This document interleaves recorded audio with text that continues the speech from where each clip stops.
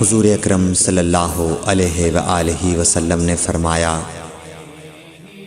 کہ وحی نازل ہوتے وقت کبھی مجھ کو گھنٹی کی سی آواز محسوس ہوتی ہے، اور وحی کی یہ کیفیت مجھ پر بہت شاخ گزرتی ہے۔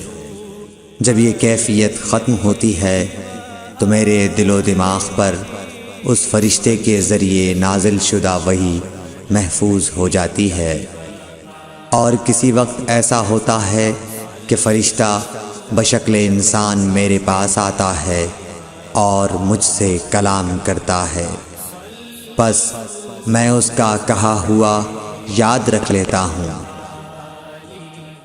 صحیح بخاری حدیث نمبر 2۔